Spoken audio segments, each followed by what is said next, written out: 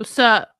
What's up? I like that was really. I knew you'd say what's up, so I just went with that. You were pretty laid back and gangster with that. What's up there? That was pretty. That was pretty smooth. What's up? Yo. I feel like we should have been rolling in a convertible together. Oh my goodness! Hi, Jonathan. Hi, Sewong. Hi, Mixed Oreo. Good to see you. Well, yeah, I wonder. Wait, wasn't Oreo the one having the wedding coming up here? Mm-hmm. It was Oreo and somebody else, wasn't it? I'm so bad. I'm so bad at remembering who's doing what. You are pretty terrible. No. You know what's funny? You mentioned like a sign all gangster, and I remember one of my favorite songs to karaoke to is "Fallen" by Alicia Keys. Mm-hmm. And at the end, she goes, "Nah, nah," and I add it in, and everyone laughs at me when I do that because I'm like, I'm so fair skinned that they're like, "Oh, okay." That's like, have you seen that video? There's a great May 4th. You can't ask for more than and besides that, so I gotta tell everybody that doesn't know. I have a favorite actress outside of all this Star Wars shenanigans. Mm-hmm. I have a favorite actress who is Audrey Hepburn. If you're a fan of old movies, you might know who Audrey Hepburn is. But guess what? Her birthday is May 4th, 1929. Oh, okay. Makes sense. The movie I've seen her the most in is My Fair Lady. Oh, My Fair. I'm a big fan of Roman Holiday. That's a good one too. Hi, Duran. There's our good bud there. Hey, Duran. So May 4th, you get to celebrate both Star Wars and the Miss Audrey Hepburn's birthday. Yes, that sounds spectacular. But first, as always, what do we do with our show? Nerdy news. I'm dramatic. Oh goodness! Yeah, I know. Okay, it is time. Nerdy news doesn't work as well because it's so much longer now. I could get a shorter one if you would like me to. It's very dramatic. Yeah. First in the nerdy news is watch the final Andor season 2 trailer. So the final trailer for season 2 of Andor is out. The show will premiere on April 22nd, and this trailer reveals new looks into scenes that you hadn't seen in the earlier trailers. It looks honestly very incredible, and although I am sad it'll only be for 2 seasons, I can also understand the precise timing of the end. It leads up to Rogue One. Right. Yeah. Yes. My brain sometimes switches the names of the movies. There's also a short special look into it with producer Tony Gilroy, which I talked about last week when he rewatched the first season on a live stream. That gives more info on the upcoming season. You can check out the article written by team at StarWars.com, where you can watch both the final trailer and the special look. If you're watching the upload, it is in the description, but if you're watching live, I just popped the link to the article in the chat. Excellent. So you can check that out as well. The next on the nerdy news is actually not just a news, it's a review of Novocaine. Okay. You did go to see that last week, right? Yes. And I didn't get to do a review, and I think a review every now and then is kind of fun. So, all right. We have so many movies that are being remade, like Disney live actions, as well as sequels to things that, in my opinion, can bring upon a fatigue of sorts, that you're needing something kind of new. We starve for something original and fun, and Novocaine really scratches that itch for something fresh and new.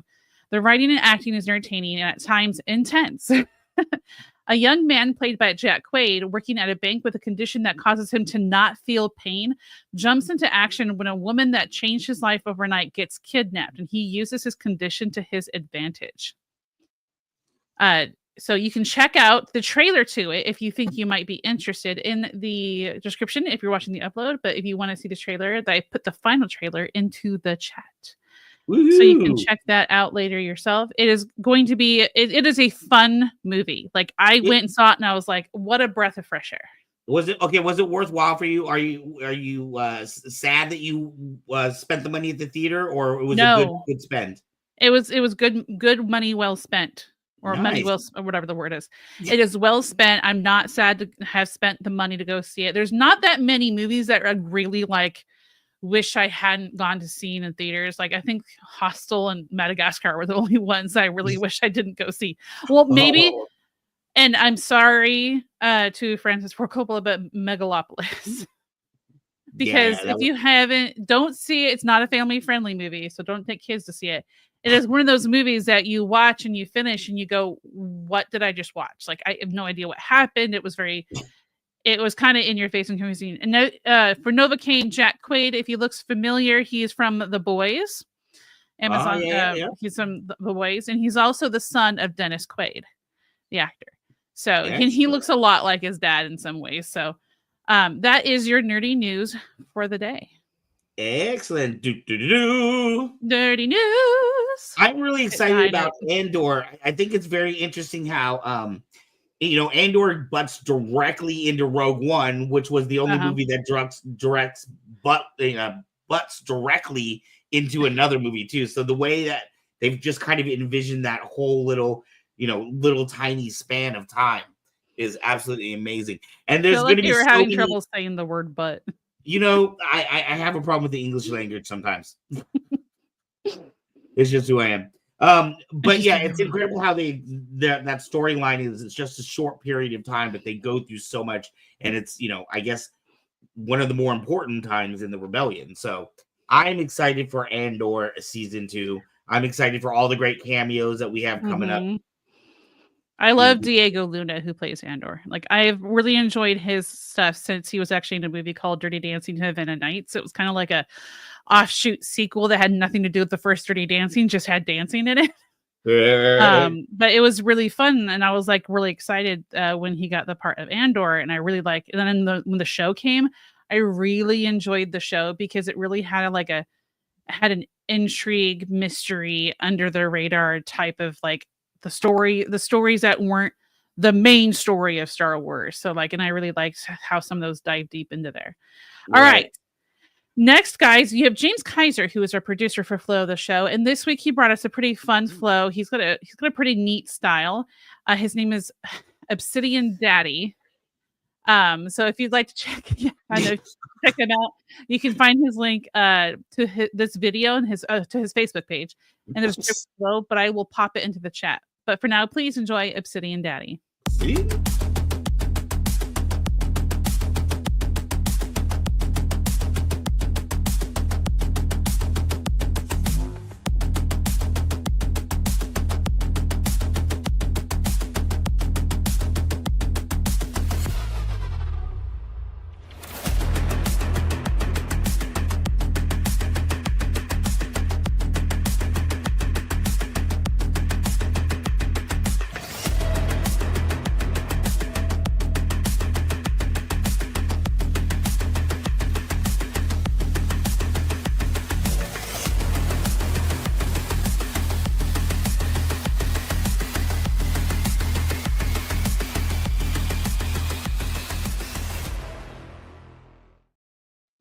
That was Obsidian Daddy. Pretty mesmerizing, kind of fun, just like we said, Flow, something that's mesmerizing and kind of just flows together really well like that. And I really enjoyed the kind of optical illusion that those, I don't even know what those are called that he was using.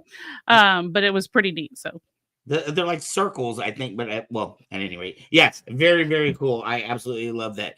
Hey, really quickly before we get into the big meat and potatoes, I want to remind everybody, Kyber Cave is on the road. We no longer have a storefront, but we have shows for the next 10 weeks. We're somewhere, everywhere.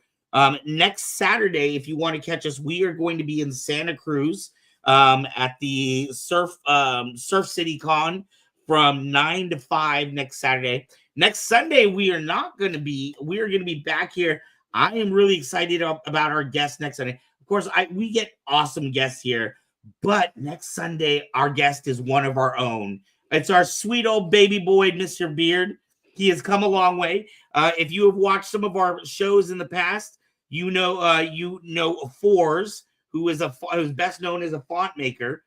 He was a host of several of our shows, gaming shows, and things like that. He took a break from our channel to work on a personal side dreams of his, and they are starting to come true. And we love him dearly, and we want to support him. A.A. Ron is now a professional voice actor. All right, so he's gone from Fours to A.A. Ron, and he is a professional voice actor. He has gotten himself some gigs, so we are going to be talking to him about all of that. So don't forget, we do this every Sunday. We're on live, and you can talk to our guests. Don't forget to head over to kybercave.com too for all of your Saber needs if you cannot catch us at the conventions. We also have kcp.com where you can get merch, our KCP merch. And in 2 weeks, if you guys can make it to Vacaville, you can meet the lovely Miss Mezzo. She will be signing autographs at the KCP booth. Stop it. That is not. And we're going to have special guests too. Carlos Sanchez will be with us on Sunday. Cause Bunny will be with Mets and myself at the KCP booth on Saturday. She is a cosplayer. We had her on about a month and a half ago. You can check out her show, Cause Bunny. And on Sunday, Carlos Sanchez, who is the creator of the Temple Guard and Wrecker from Bad Batch, he will be our special guest at the KCP booth on Sunday. So come check it out. Come meet them. Get their autograph. Get Metz's autograph. Get a selfie with her. So when this channel is at 1 million subscribers, you can say, "Hey, I met her in Vacaville, and she didn't want to sign my autograph, but Ark made her." Can one of you hit him with a saber when you see him next? Thank you. All right. Would you like to introduce our guest, sir? Also, you made me hungry when you said meat and potatoes. I haven't eaten dinner, and now I'm hungry. Thanks. Okay. Well, meat and potatoes is what we got coming up here. I am super excited about our guest tonight. He is we were just talking today. So a little bit of backstory. I was just at a convention today, and it was a Star Wars themed convention in Contra Costa. However, one of the actors there was also an actor in the Garbage Pail Kids movie. So, of course, I had to talk to our guest tonight. Our guest tonight is an artist for Garbage Pail Kids. He has also worked on Fink, and you probably know Mystery Science Theater, MSTK. Mystery Science Theater 3000. There you go. I promise I can speak the language, yo. This gentleman is an incredible artist, an alternative style. What's incredible is that as out there as his work is, he's mainstream. You know his work. I am happy to be here talking to him tonight. Please give it up for Mr. Floydman Sumner.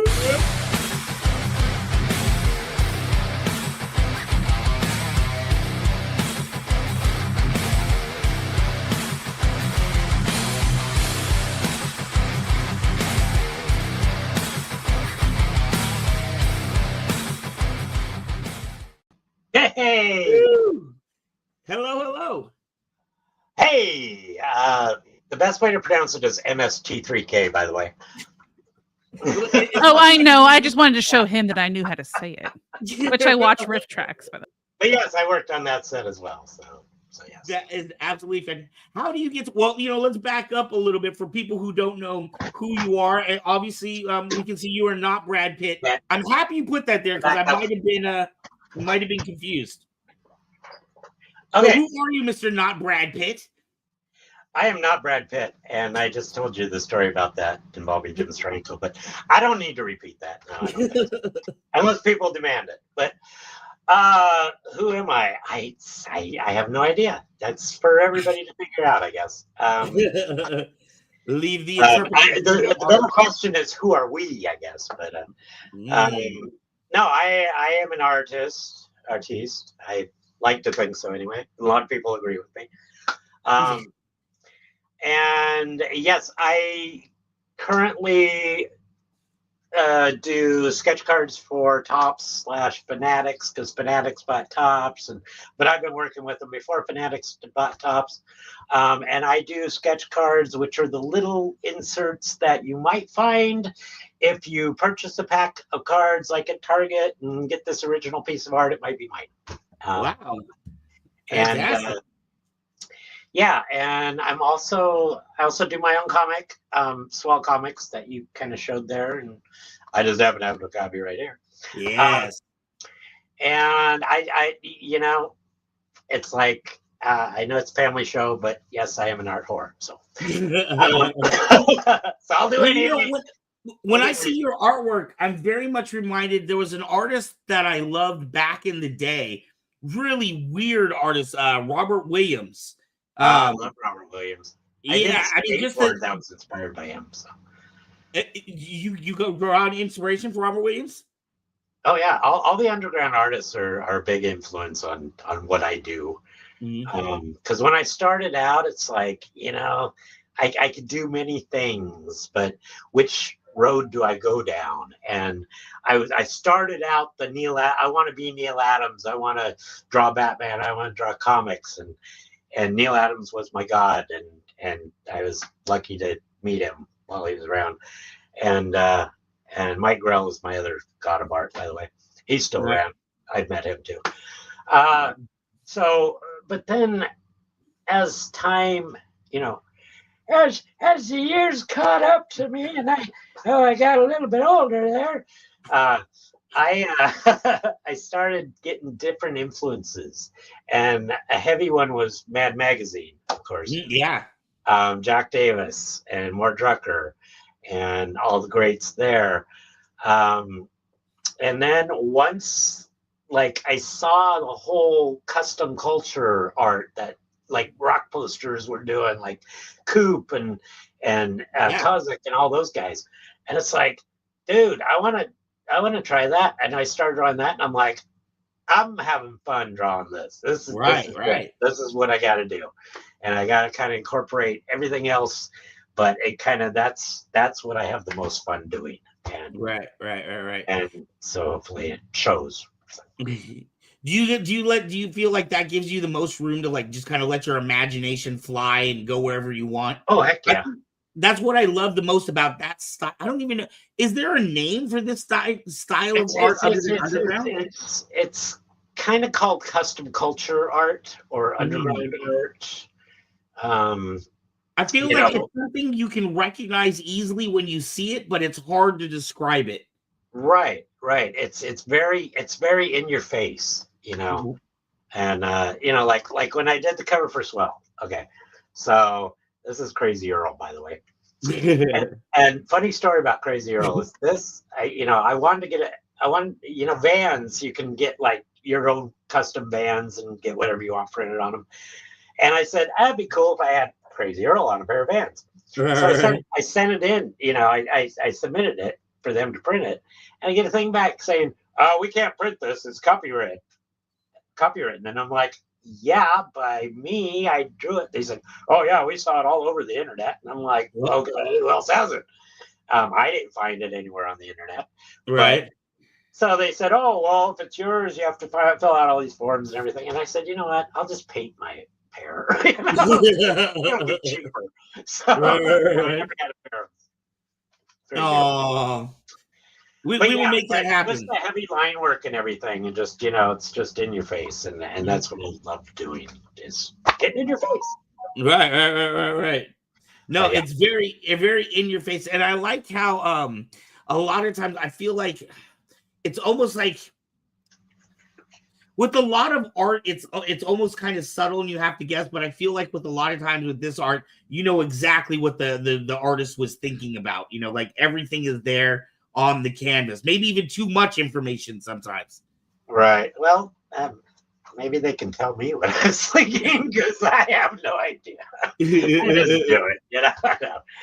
No, everything is, because nothing out here comes out the same way as it is in here. It usually doesn't come out quite as good as in here, unfortunately. Right. But I do my best. And you're using, what is your favorite medium? Do you use pencil? Do you paint? Do you use a tablet? I just happen to have my favorite pen here. This is the Zebra Superfine Brush Pen. Okay. These things are a wonder. These are awesome, and it's like a brush tip. Oops, over there. Yeah. And it gives you the thin line, but you can get the thick line. And the best part about it, it's like $2 or $3 a pen. They're cheap. Right. And once I found these, man, these are awesome. The other thing I've been using a lot is these Le Pens. Because I remember when Le Pen came out, and it was just a little tiny thin thing, and I thought, well, that's really cool, and it's good for detail and stuff. A lot of people use microns. I do have microns. Color, when I color things on the desk here in the art dungeon, by the way, I use Copics, the Copics, right? And I have like an expensive airbrush, but a crappy compressor, so I don't use that a lot. But yeah, so those are mainly, my arsenal is right. I consider. Now, when you have you always been into art? Is it something you went to school for? Were you drawing naturally as a child? And what were you copying things you saw in comic books? How did your love for arts get started? My mom says that I came out with a pen in my hand, which must have been very uncomfortable for her. But your poor mother.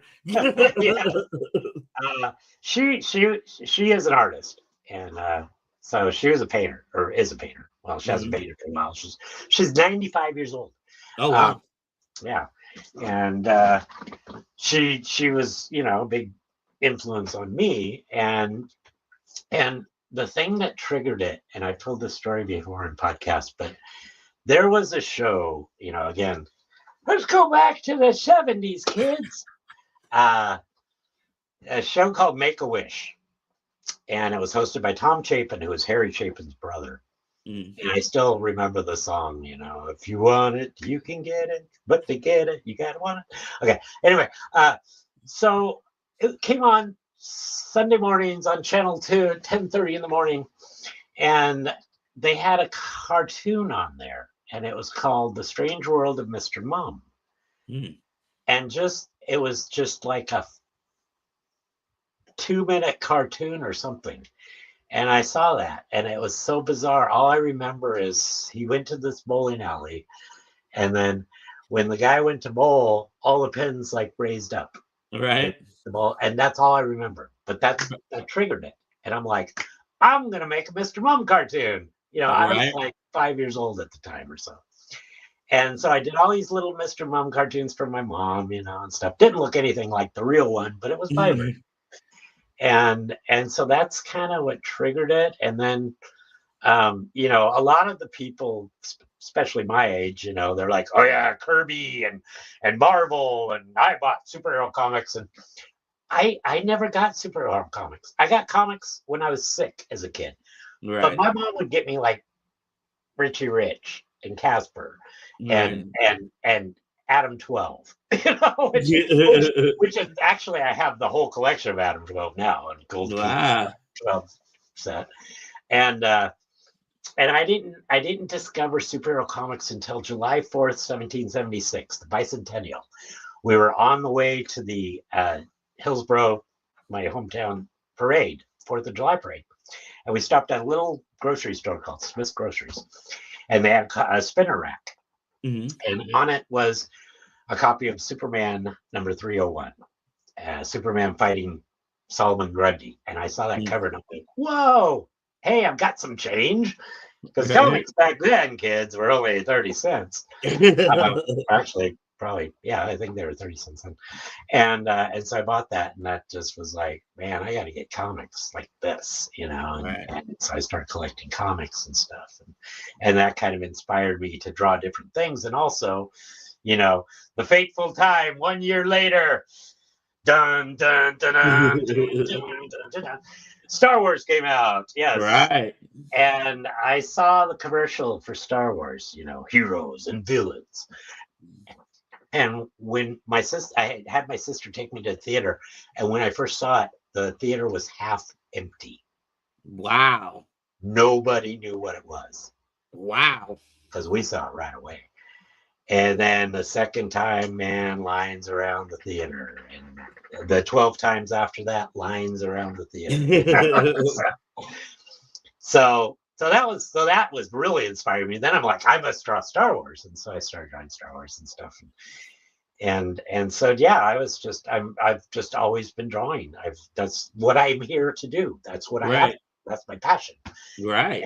And that's what I must do. And so it was kind of cool when Topps, I got an invite for Star Wars Galaxy Chrome, and I got to do Star Wars sketch cards, which were really cool. Wow. However, apparently they rejected a couple of mine because we get artist proofs back, ones that we say, okay, we're going to do this, and then you send it back and we'll sell it for however much money we want. And I did a really cool Han Solo, and it was very Mad Magazine like, though. It was very caricaturistic. Apparently that didn't fly with Lucasfilm. And so they sent me back my regular Han Solo one. I'm like, how am I going to sell this crap? But I did. So right. So yeah. I was gonna ask you. So you had your comic book there, Swell, right? But do you fancy yourself just as much of a writer? Like when you're drawing these pictures, are these stories coming up in your head of what's going on in this picture? Oh yeah. I am the most what's the word I'm looking for? Not unpredictable, but unconventional artist / writer ever. When I do art, I don't follow color wheels. I don't follow, shade light. I just do what looks good. Right. And same when I write comics. It's all in my head. I don't write a big script and then, page 1, panel 1, blah, blah, blah, blah, blah. No, that takes too long. I make it up as I go along. I have a beginning and I have an end, which is usually a punchline, in my head. And whatever comes along there, it's when I'm drawing it, I'm like, okay, well, what's going to happen? Oh, this will be cool if I do this or if I do that. Right. And so, so that's kind of how I do things. But so it seems like you're more into I guess the vignette style, like Creep Show, where it's like more like short stories as opposed to a one long saga of one character. Right. I would love. I did do. Well, it was also an anthology, actually. Well, all my books have been anthologies, actually. And I should have pulled it out, but I don't have it handy. My very first book I did was a book called HMM ? And it was kind of my version of Mad Magazine, sort of, but it was nothing like Mad Magazine. It was an anthology, and I got all my artist buds who weren't that great either at the time. I wasn't that great. And we all just did like 1 or 2 pagers and put it all together. I copied it on the office copier because I worked at this office. And the worst printing job ever. There's big black lines through it. It was the worst copier ever. But they let me print it there, which was cool. Right. And that went 4 issues. And then Sergeant Roadkill's Fanboy Journal. Sergeant Roadkill's like my top guy. And that went for it. I have this 4-issue curse. And that went 4 issues. And then I did a lot of other stuff. Actually, no, my first book actually wasn't an anthology. It was the Saga of Space Cat Oreo, because my cat's name was Oreo. Right. And it was awesome. And I did 3 issues of that one. And so, it was like, it wouldn't fly today because I get like trademark slapped everywhere because it was the cats lived on planet Purina, dogs lived on Alpo. They were searching for the Friskies jewel. Right. But it was, that was my first thing. And so, and I had no idea what I was doing, but I do have copies. So now to get from like comic books and things like that, were you doing your own artwork and you were discovered by people at, say, Topps and stuff? They had seen your artwork and thought you might do well with Garbage Pail Kids or even Rat Fink? Or how do you go from doing your own stuff to working on other people's established IPs? So like I'm a wacky package guy. I don't know if you're familiar with wacky packages. Mm-hmm.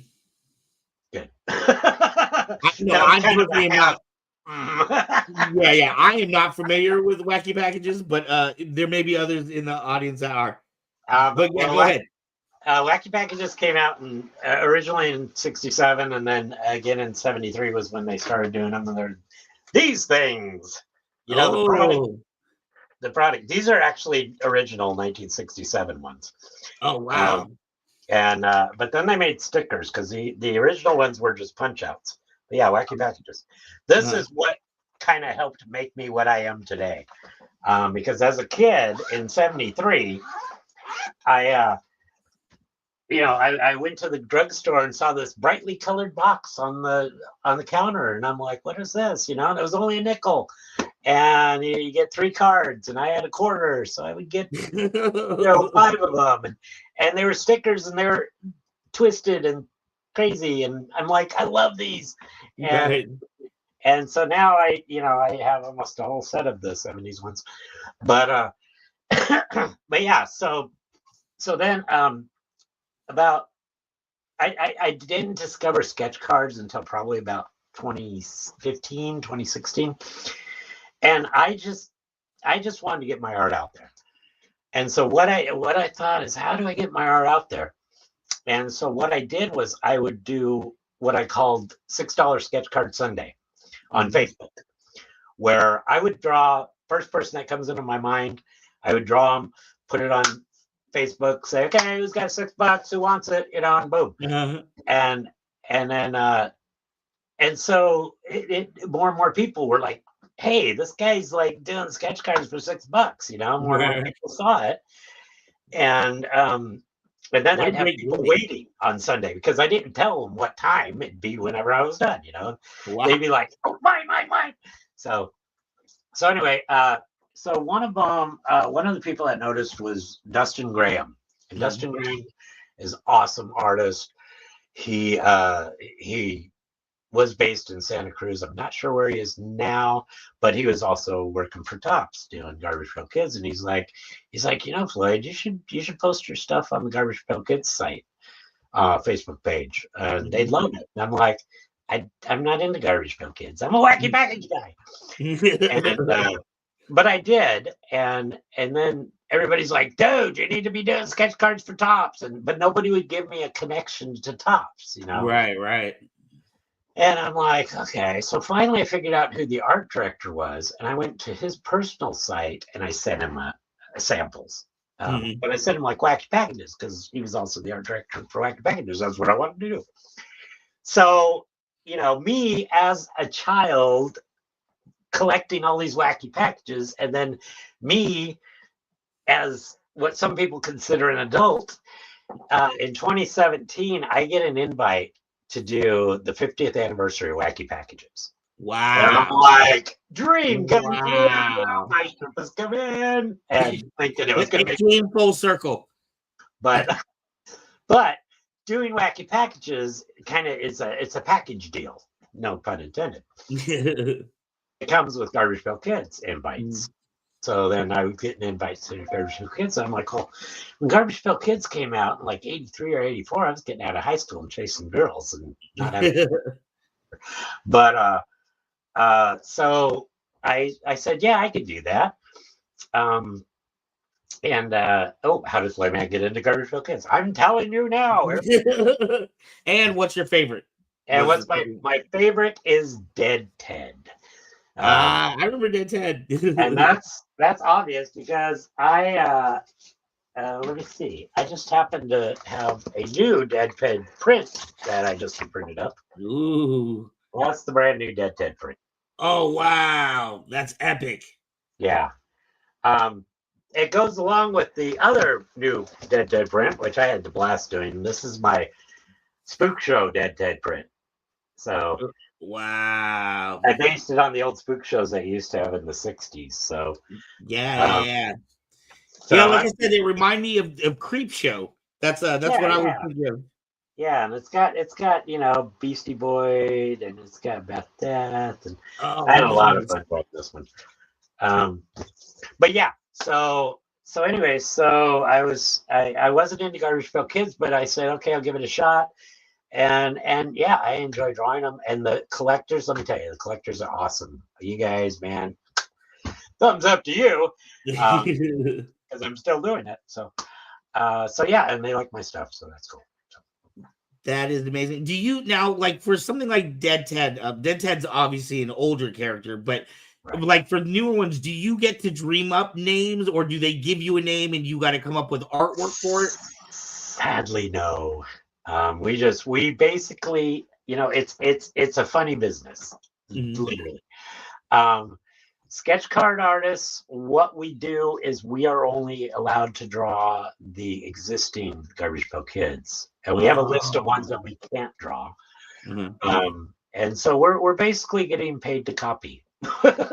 Wow. But we can put them our own style on them, and stuff. Right. And our own twist. Like, I'm guessing that's for legal reasons. They can't go back to certain ones, or you're not allowed to produce new ones, or. No, well, okay, so mainly the reason is once Fanatics bought Tops, they kind of were like, I wouldn't say woke, because, that's a whole different, I don't get into that. But they said, okay, tone it down a little, Right. We don't want excessive blood. We don't want, excessive, bodily functions, etc. Right. And also, you can't do like the Stanley card or the Marvel stuff, So just certain things that are copywritten by other entities, I guess. So we can't do. But otherwise, it's we can think. We can draw whichever ones we want for the sets. So other than that, so yeah. And do you get to like choose, or do they come and say, do this, or can you say Dead Ted's a personal favorite? I'd like to do a couple designs around that. Oh no, we totally pick our own ones that we want to do. So, that's fantastic. Yeah, that's wonderful. Now, what about I know you were saying that you did work on MST3K MS3, whatever, you know what I'm talking about. And Fink. Those are two. Fink. I mean, that's an absolutely iconic brand. That blows me away that you work on that. I am a licensed Fink artist through the estate of Ed Roth, and I haven't done a whole lot of Fink stuff. I do have like a sticker, and I did some little mini prints, and but yeah, that's but I've also got like my own kind of version of that whole world, Oh wow, okay. Yeah, because one of my favorites that I've done, and I just happen to have here. This is my favorite one that I did. This is the character Band Thing. Oh wow! Wow! Hey, and Band Thing. Let me take it out because we got too much glare here. Band Thing was such a fun one to do because I wanted to do him. He was in my mind. And I had all these other deadlines, and I'm like, I don't want to draw this. I want to draw Band Thing. Right. And so when I sat down at the board and got to draw him, man, I went nuts. I mean, I had so much fun drawing that one. So. Oh wow! And also, every Econoline band that I've seen is that color. So, but yeah, so that's actually probably my favorite piece that I've done. So. Do you sell that on a poster like at cons and such? Okay, because we've already talked about it. I know I'm going to be running into you about 3 or 4 times this year, and my first name is Van. Van, right. Oh yeah. Oh. I get it. Okay, I'll save you one. But yeah, those will be available at cons. My other Garbage Pail Kids ones I have is the Mad Mike one. Oh wow! Which lots of stuff going on in there. I love the explosion of colors that you have on it. It just looks like a rainbow vomited on your artwork. Yeah, that was a fun one with detail too. And then also the talk about detail. Let's talk about detail, shall we? This one is my Atom Bomb, my version of Atom Bomb, and Atom Bomb is the most iconic Garbage Pail Kid. Right. He was on the front package, I think. Yeah. But my version's a little bit different. So that's wow. And not only that, but in the print, I don't know if you can see it here. Oh, yeah. In the border, I drew every Garbage Pail Kid from series 1 and 2. Oh my goodness. Are in the borders. That's crazy. All the way around there. I have no idea what I was on, but it was pretty good that day. So yeah, that is amazing. So that is my Adam Baldwin. So yeah, so and those will be available at shows. They're also available on my website, planetf.storenvy.com. So yeah. You got that, Mets? Mets is always on it. Yeah. We're gonna have that in the description down below too. Yeah. If you would like to find out where to get some more of Floydman's work after the show, it will all be listed in the description. Right. Do you now? I mean, I can understand when you're younger, looking up to a lot of these different artists, especially when it was such a kind of a brand new field.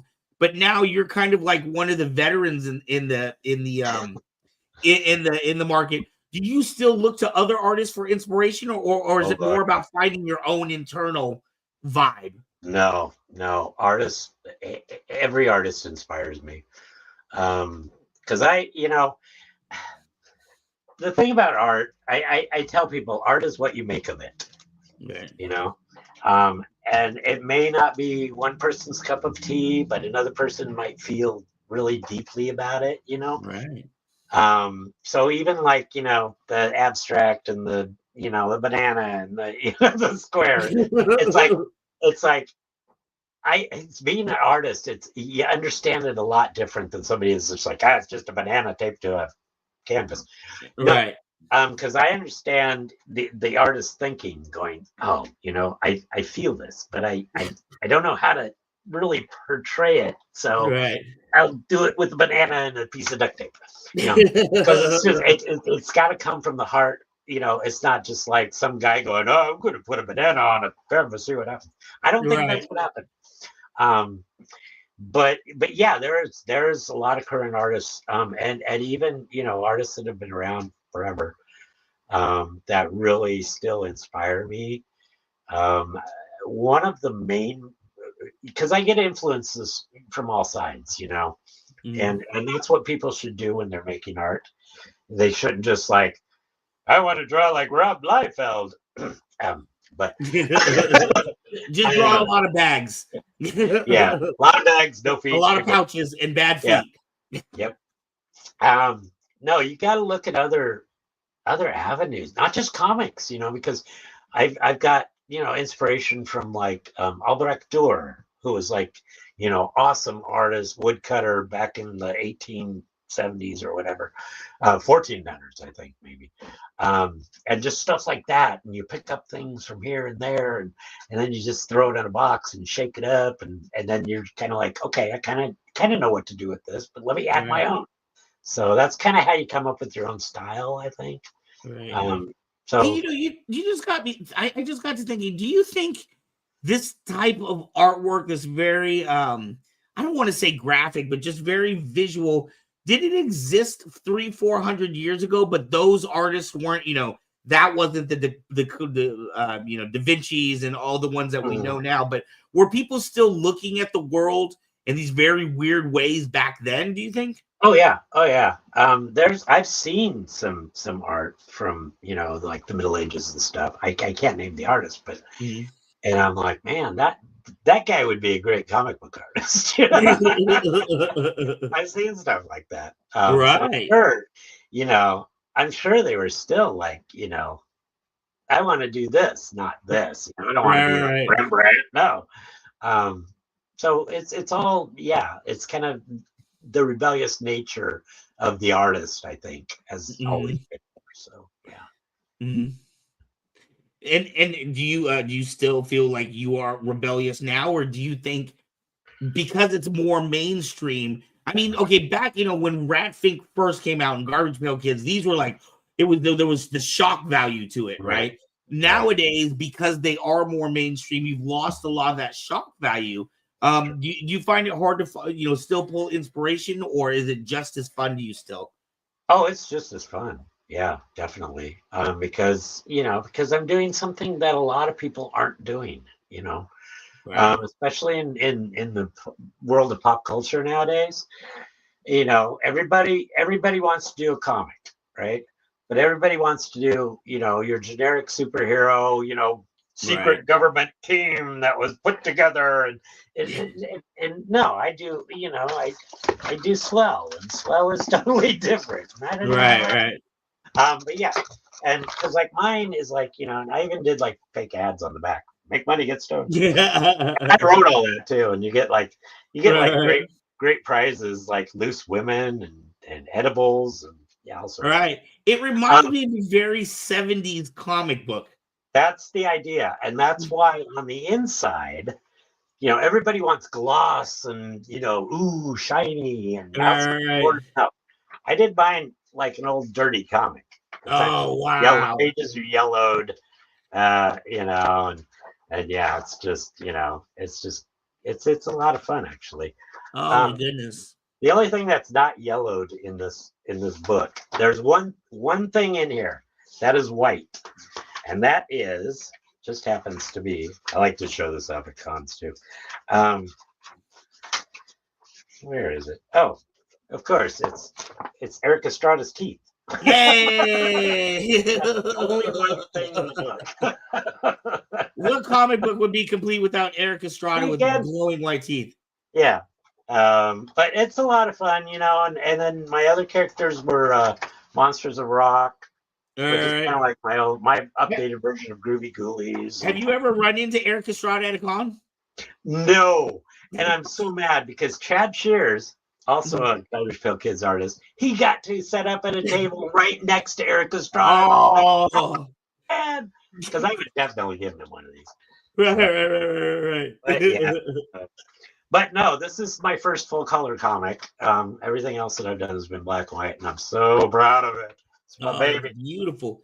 Is this the newest, your newest kind of like your own personal merch that's not another person's IP? Right. This is 98% Floyd. Right. But this is the latest thing you've done, is what I'm asking. Oh, I had the Kickstarter, which if you're a backer and you're still waiting for a copy, I've got some coming in on Monday, and I'm gonna get you taken care of. I promise. It's hanging there. Well, see, because I made the mistake of also offering sketch covers, and so I've got to draw on these sketch covers now. That's what's taking the longest. But I funded at 218%, so which is awesome. I made like $4,500 before I even printed the book. But so now this is going to be an ongoing. Will get taken care of. So yeah. But yeah, no, the only thing that's not mine in this is there's an artist, Rich Ragsdale, who has that underground style that I love, and he did this one pager here. Oh, nice. Nope, this one. And also Roger Keel, who's a writer, he wrote this one that was previously printed in another book, and I did the art. Wow. So, but other than that, it's like. I had so much fun working on this because it was all me. Right. I had nobody to answer to. I could do whatever I want with it. Right. And it's awesome. And, like I say, if you're doing a comic book, okay, do your government team. That's cool. If that's what you want to do, if that's your dream, go for it. Because that's yours, I'm just saying that's also what everybody else wants to do, but but I don't. I want to do like the old undergrounds. Right. Well, that's it. So I don't know how like GoFundMe's work or Kickstarters and things like that. If you said you funded at 218%, so you obviously made more. Does that just like is that like extra tip in your pocket, or does that mean you can use that funding to do a second book in the series? Or that means that I can eat. Eating is a good thing. Yes, because this is my job. I have no, I work at Walmart or whatever. No, everything I make is from you people, and that's why I love you so. Wow. So yeah, that is amazing. It was used for living expenses, and also, I wish I would have thought of it because the higher tiers get a super secret Swell Squadron kit. And the kit is awesome. Let me tell you, it comes with a patch, it comes with a t-shirt, it comes with a print, it comes with cards, it comes with, I that I spent I spent more than the box is worth, I mean, just putting them together. And so, but they're awesome because that's my appreciation for the people that have helped me fund this comic. So that's fantastic. And you will all get them. Don't worry. What have the responses been so far on it? Have you like, I know you go to conventions. Do you often run, like, have people go, oh my God, I did your Kickstarter and I love the book? And no, I haven't had anybody say I did your Kickstarter, but just about every show I go to, I sell out of the book with all the copies that I take. I might have like 2 or 3 left at the end of the show, but yeah, and I take, big stack every show. So so it's my best selling book, and I'm happy that it is. And number 2 hopefully will be in progress soon, because I've got people waiting on that, because that was also part of the bigger things, was you get an appearance in number 2 if you fund this much on the backing. So yeah, which was also, I learned a lot from this Kickstarter. It's like, okay, now I got to do all the work. So. Right. You got to scale back on the next Kickstarter and all the free swag. Exactly, because these guys got lucky. So, but it's going to be a lot of fun. And I do have, already the cover kind of planned out and what I'm going to put in. If money wasn't an issue and you were able to do it, would you want to have your own, like, publishing company and work with other artists, or are you comfortable just where you're at? No, I would love to have my own publishing company and work with other artists, because I have a lot of ideas. Another idea is, there was, so like the very first thing that I was published in 1980 was called the Monday Funnies. And it was a local small press book that was done in Portland, Oregon, by a man named Mark Reed, Past Publications. And I saw a thing on the news about, they did a thing on it, what he does on the news. And I'm like, that's cool. I want to be a part of that. So I wrote the news, and they gave me his connection, and I wrote him, and he says, yeah, send something in. So I sent in like the worst thing I could possibly send in, because I was only 13 at the time. And he printed it, even though it was a black and white book, but I had colored the whole thing, so you can't see anything. And so it was called the Monday Funnies. And he also did a book called Shocking Fear. Shocking Fear was more of an adult Tales from the Crypt type thing. And I always loved that name, Shocking Fear. And so I thought, man, I wish I could get in touch with Mark Reed and he did like 3 issues of Shocking Fear. And I'm like, I would love to continue that book. Well, lo and behold, about 6-7 years ago, I did get in touch with him. And I said, hey, and it was cool. We conversed and stuff. And I said, if I ever did a horror book, I would love to use the name Shocking Fear. And he gave me his blessing. He said, oh, go ahead. So that's what I would like to do, is do something like that. And also, what's funny is, as an homage, the Monsters of Rock is called Vic and the Shocking Fear. So nice. wanted to do Tales from the Crypt, only like just totally like a punk horror zine. I mean, I just want it to be just totally outrageous art, outrageous, it doesn't have to look like this, doesn't all have to be lettered like this, it's like, no, I want it to be just crazy. And that's my idea for Shocking Fear, if that ever happens. So could you ever see yourself doing like cartoons and stuff, bringing all this to the film? Oh, like animation? Yeah. I would love to do animation, but I think that's beyond my abilities. I'm not a technical guy at all. I mean, it's funny because my friend Mike, he's like a pre-press guy, he gets things ready to print. And I show him what I've got, and he's like,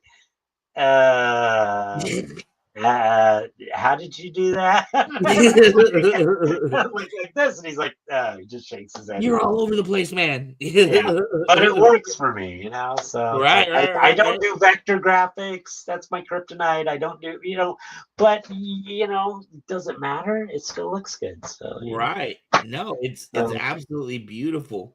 What kind of do you get I don't know if this is a weird question. Do you ever go to a con and like children are like afraid of your artwork or? Oh, dude, the best response I ever got. I was at a show and I'm sitting there, with my stuff. This little girl comes up. She's probably about, 6 or 7.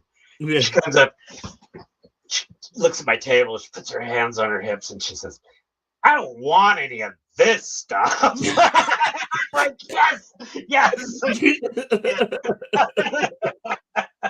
Oh, that's fantastic. That was the best response I've ever gotten. I cracked up.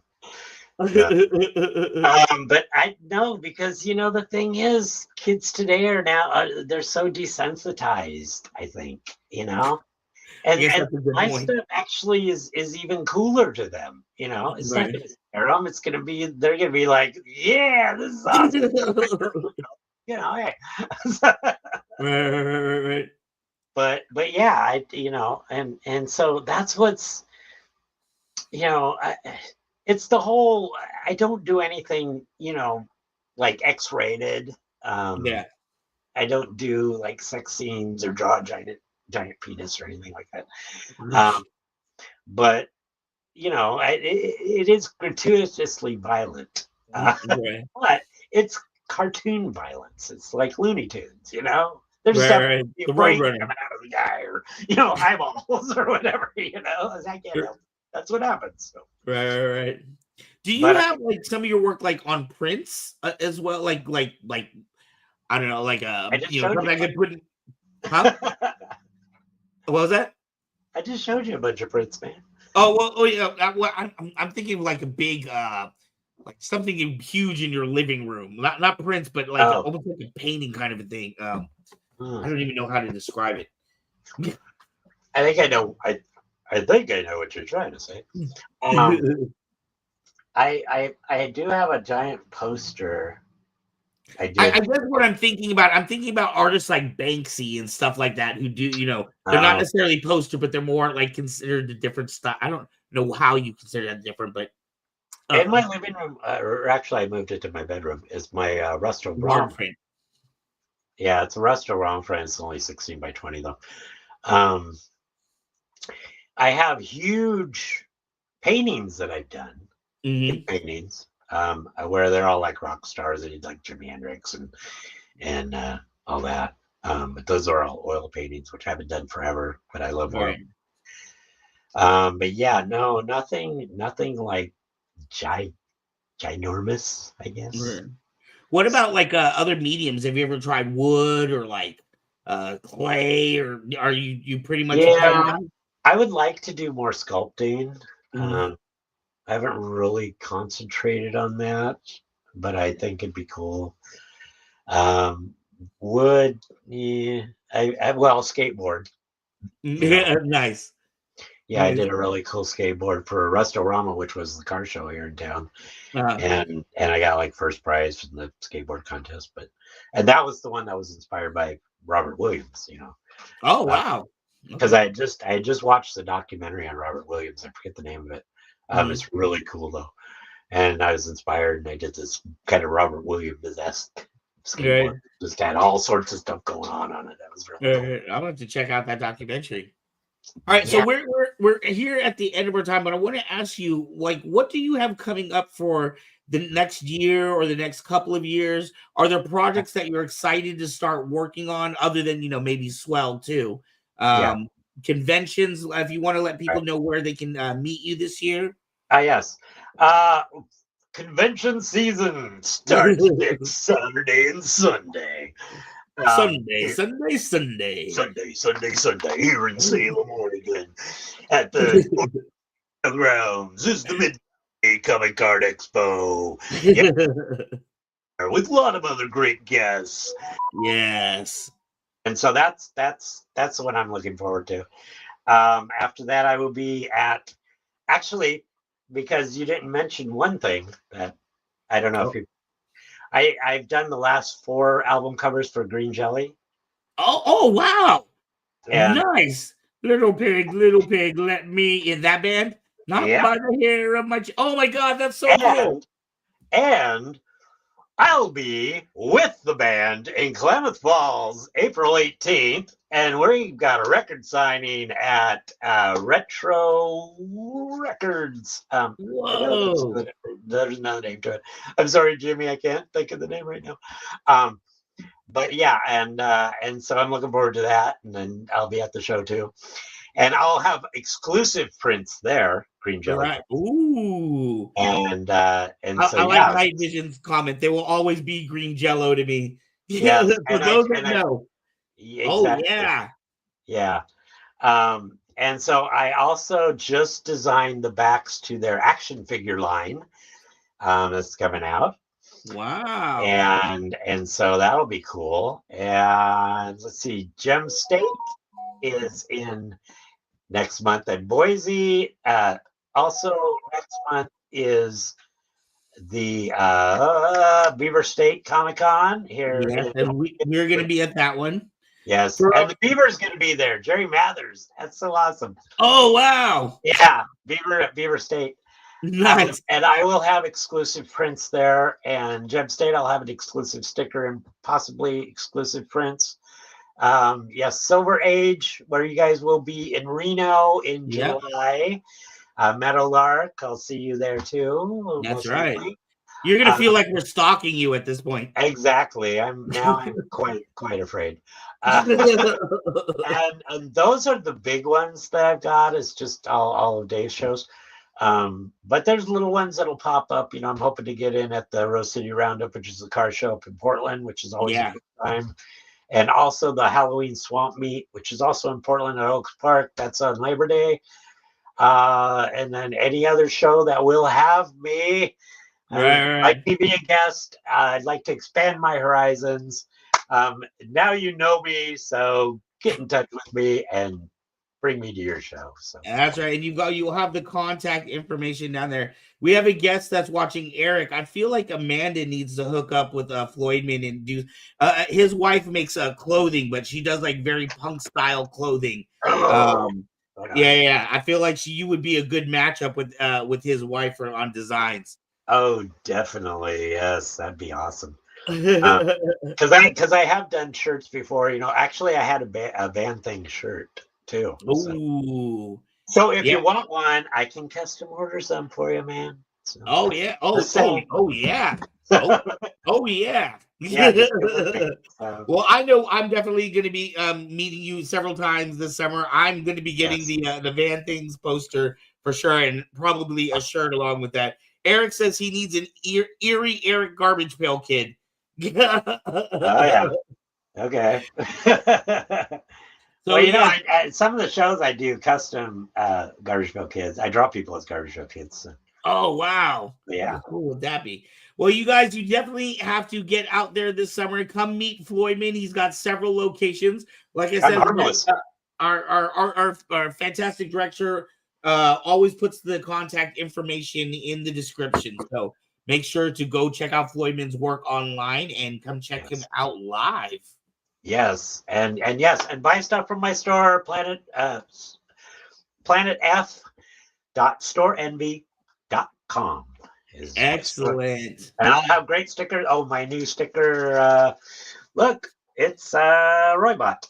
That's hey! Just got those in. Also, I've got Comic-Con zombie stickers. Oh, that's so cool. And I definitely know some Comic-Con zombies. And more. And there's a whole bunch of. See, and there, all those boxes, those are all sticker designs. Right? We can definitely fill up the whole back of your windshield on your car, the whole back window. Definitely. And they're cheap too. They're only like what I sell them at shows $3 each or 2 for $5. So.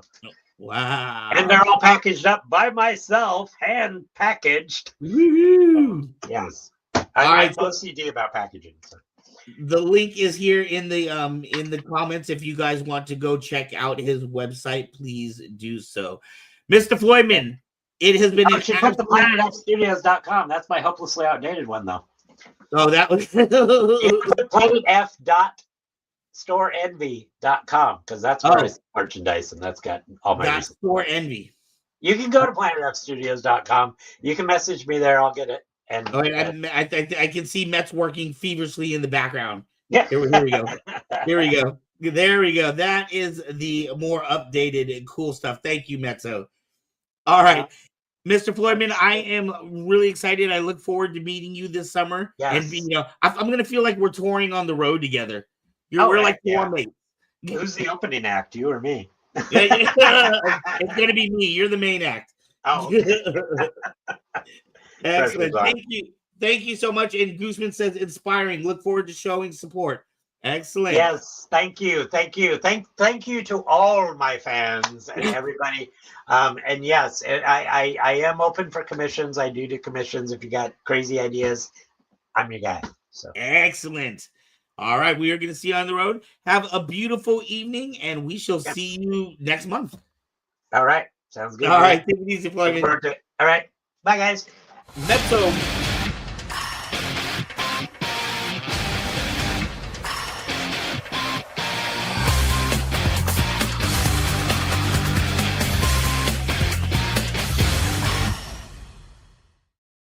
Yo. Wow. I got the correct store Envy link on there. So that is the current one. Thank you. I'm like this. Yeah, you saw me like looking at my screen, like, okay, where's the correct one? I know how you operate. So what did your artist self think about that? I feel like every time we have an artist come on here, you're like your little eyes start twinkling. Fun. I like the different art style than what what people usually see and stuff. I thought it was a lot of fun. Excuse me. So I'm so hungry ever since you said meat and potatoes. This week I'll be making steak and sweet potato and asparagus for dinner one night. So now I'm like, all I can think about is having some steak and potatoes. I'm so sorry. All right, we'll get through the rest of the show so you can get to some food. So thank you so much, Mr. Sumner, for coming on. I very much enjoyed the interview. If you guys have to check him out, there is the link in the chat. I will add the Store Envy one, Planet F Studio Store Envy one after the show. I can't do it during the show. Okay. So moving on, we have Guess That Character to do today. Do you want the background music that we have? Oh yeah, of course. That background music is so cool. It's just so chill. There we go. All right. So this week is hard. So who is this? Ooh. So the guest and Van can put it in the private chat if they'd like. I'm gonna listen. Goose says, I'm jealous and envious as hell. As a retired graphic designer, always had constraints. His creative freedom is amazing. Yeah. It's pretty awesome. Reverend Mother Sorceress. Okay. That's Kevin Hogan, his guess. Kevin was at the con today earlier. Oh, nice. Yes, Kevin. Kevin is. You never know when Kevin's going to show up. He will show up always. Night Vision says plagues. Did I get it right? Let me see. No. Oh.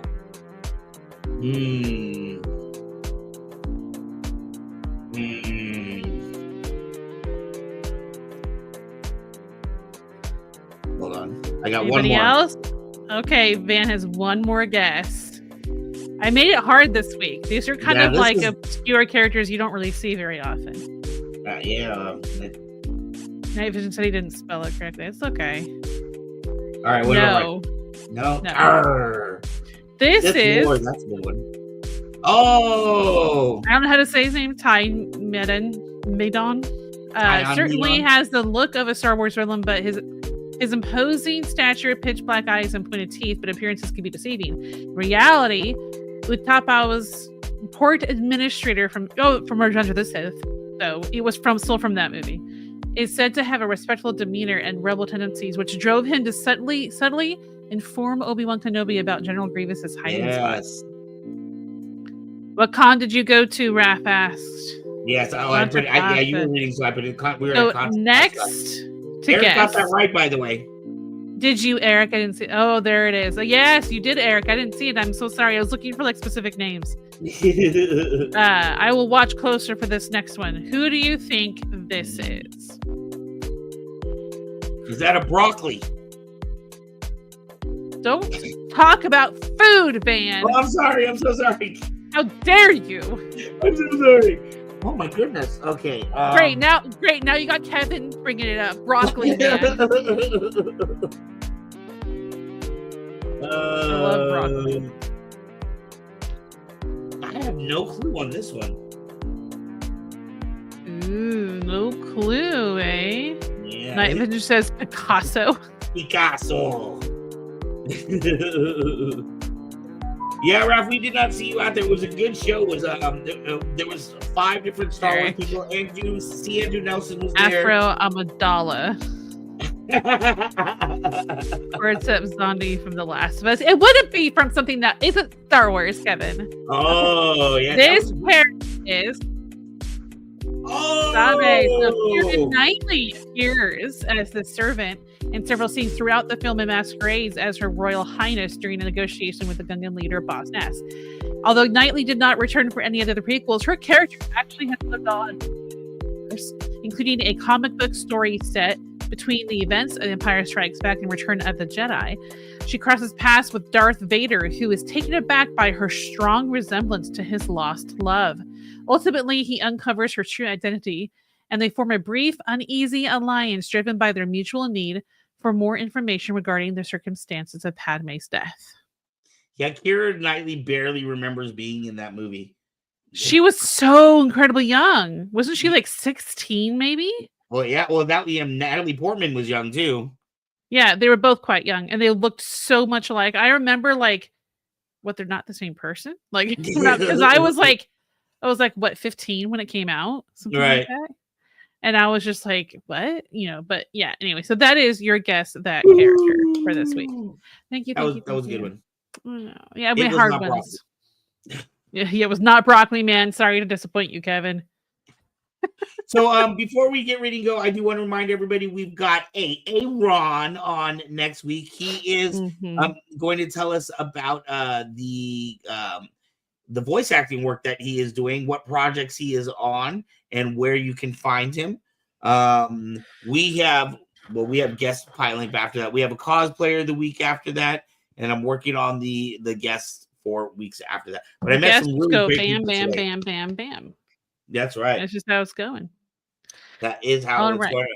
And it's just a reminder to help in different ways you can support our channel. You can go to kybercave.com for all your Saber needs. You can go to patreon.com/kybercave productions and support the channel here for as little as $1 a month. And each little tier has a perk. Yes, there's ones with stickers. There's shirts and hoodies. There's the top 2 have chances to win like sabers that are other people don't get to be in those drawings unless they support those tiers.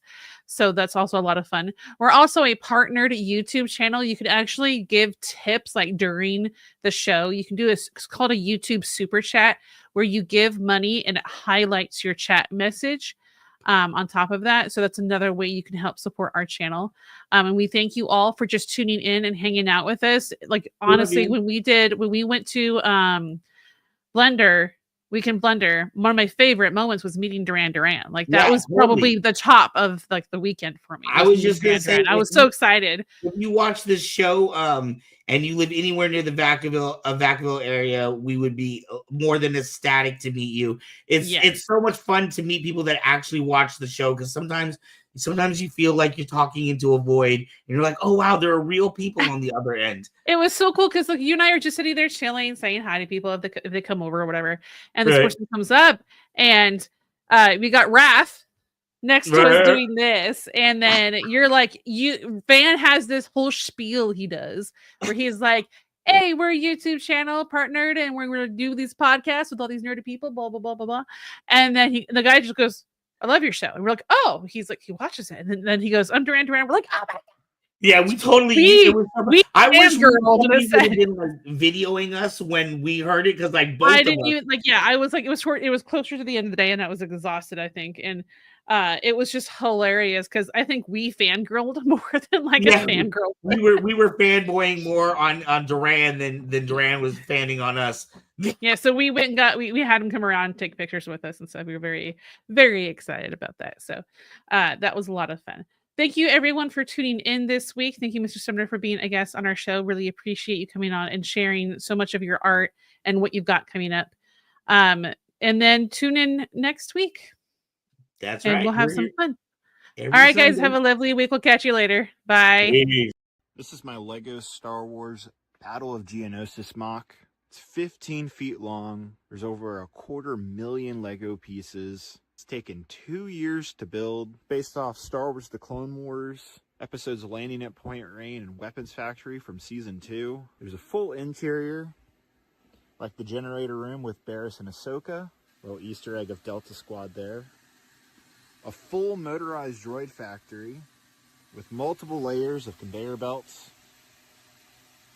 There's even a working motorized elevator by flipping this switch to get the Geonosians up to this next level. A fun Easter egg of Jango Fett brushing his hair, making sure he's looking good for battle. Garrisons of battle droids at the bottom. Over here we have the Geonosian catacombs that Barriss and Ahsoka have to make their way through.